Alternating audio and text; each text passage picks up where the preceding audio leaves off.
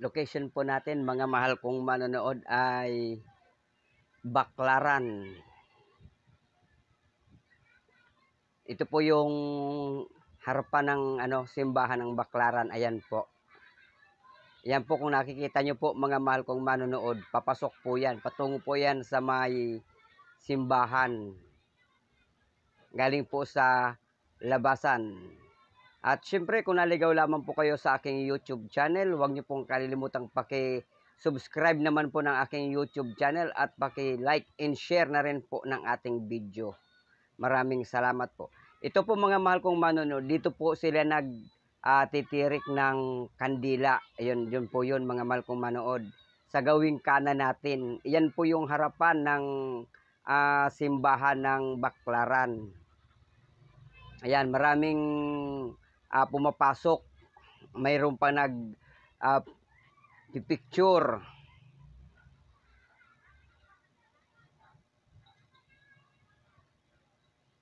Maganda siya mga mahal kong manonood, malinis sa loob ng sa loob ng compound ng simbahan. Ayan, ang tao po dito ay labas-pasok. Araw po kasi ng linggo ito mga mahal kong manonood. Ayan, yan po yung diyan po sila nagtitirik ng kandila. Ayan po, yan pong tinakita nyo kanina. Tapos yan naman po yung ayan, patungo sa labasan po yan. Yang anong yan. Nakikita nyo po yan. Patungo po yan sa labasan.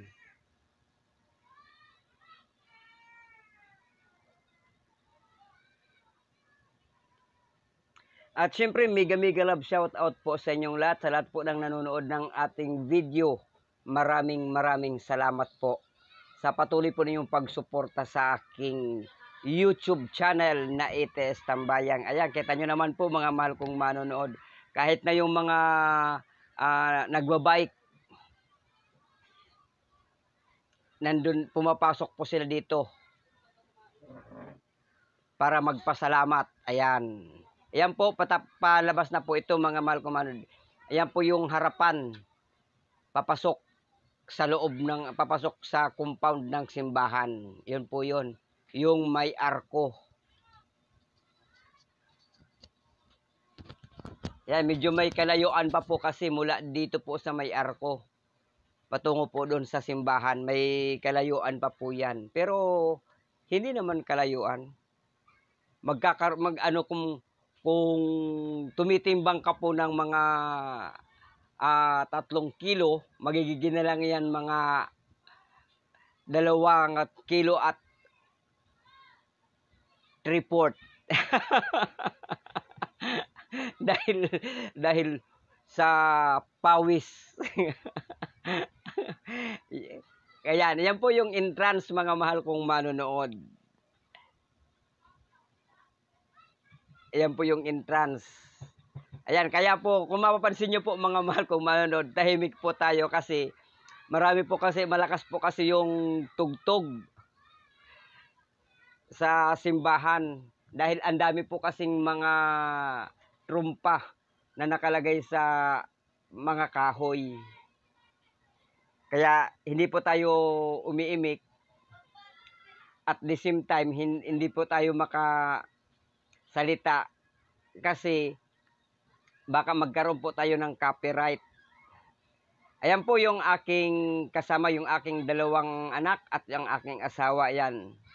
Nung papasok po sila sa may simbahan.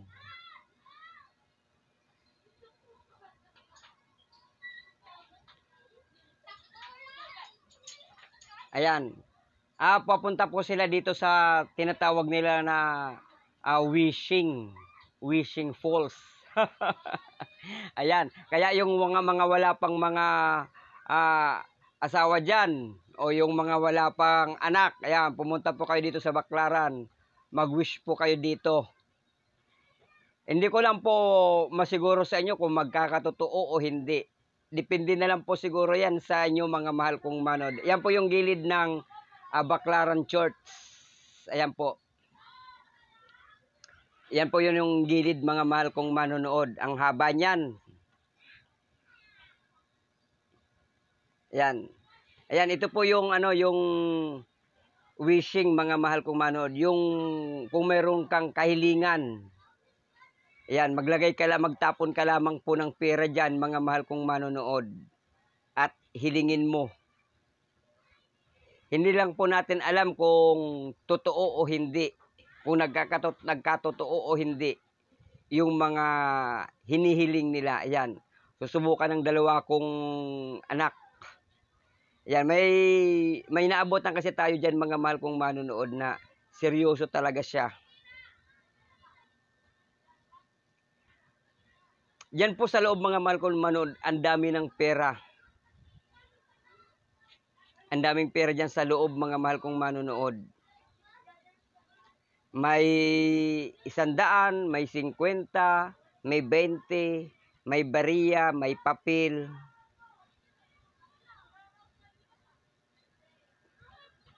Ang dami na. Ayan, mayroon din picture taking. Ayan o, ayan nakikita nyo yung mga mahal kong manonood na yan. Ayan po, mga bariya po yan at saka pera.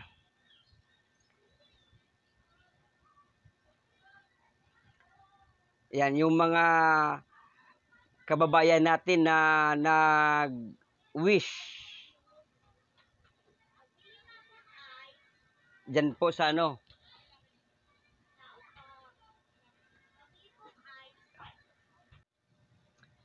Ayan po mga mahal kong manonood. Palabas na po kami dito sa may simbahan. Sa may Baclaran Church, ayan. Patungo na po kami ng LRT nito mga mahal kong manonood. Ayan, kaliwat kanan, marami pong mga nagtitinda, yung mga tinatawag na sidewalk vendor. Ayan, murang-mura lamang po mga mahal kong manonood ang mga paninda nila dito. Kaya lang hindi ko po pwedeng picturean sa inyo ipakita kasi baka pagalitan po tayo. Ayan, nasa loob na po kami ng LRT nito, mga mahal kong manonood, ng train. Nasa loob na po kami ng train nito.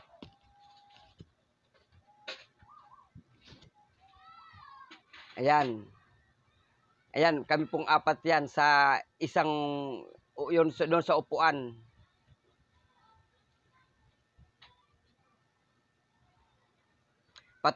Pupunta po kami sa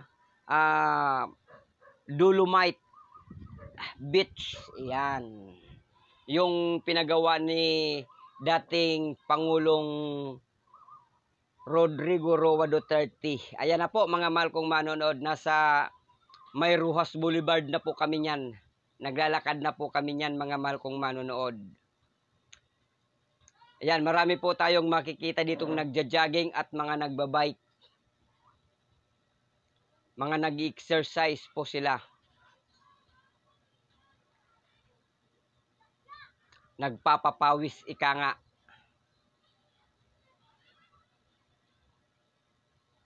Ayan, kung inyo pong mapapansin mga mahal kong manonood, ayan, tahimik pa rin tayo. Dahil yung iba po kasing nagbabike, may sounds po. Kumbaga, inilibil up na po nila yung kanilang mga bike. Iniiwasan na po natin na magkaroon ng copyright, kaya hindi po tayo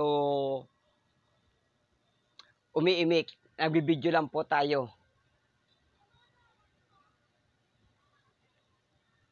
Ayan, sa ano na po ito, sa kahabaan na po ito ng Rojas Boulevard.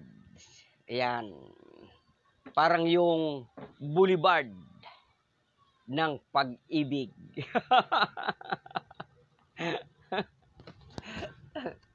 Yan, mula po sa may Baclaran Church, patungo po tayo dito sa may Dolomite Beach na minsan po nanagi itong kontrobersyal. Pero sa ngayon po, napapakinabangan na po ng ating mga mahal na mga kababayan. Ayan. Ayan, may nagja-jogging, may nasalubong pa tayong nagja-jogging. Yun, yung ibang nagbabike, grupo-grupo. Ayan. Yan, nasa loob na po tayo ng Dolomite, mga mahal kong manonood. Yan po yung akyatan. Dahil mayroon po silang mahabang parang water break na pwedeng upuan ng mga tao. Yan. Ang ganda po dito, mga mahal kong manonood, sa Dolomite Beach. Yan, medyo mainit na po kasi nang dumating kami, kaya kulang na po yung mga namamasyal dito. Dahil sobrang init. Ayaw pong umitim, kaya nagsipag-uwian na yung iba. Dahil sa tindi po ng sikat ng araw. Ayan, nakita nyo po yan. Yan po yung upuan, mga mahal kong manonood, na talagang sinadya nilang gawin para mayroong upuan yung mga pupunta rito. Yung Dolomite Beach nga po pala, mga mahal kong manonood, ang katabi lang po nito yung US Embassy. Yan, sa dulo po ng US Embassy, yun na po, ang kasunod na po noon ay Dolomite. Pwede nyo po itong lakarin, mga mahal kong manonood, mula sa may Rizal Park. Mula Rizal Park po, pwede kayong lumakad patungong US Embassy. Paglagpas nyo po ng US Embassy, makikita nyo na po yung Dolomite Beach. Ayan, ang ganda po dito.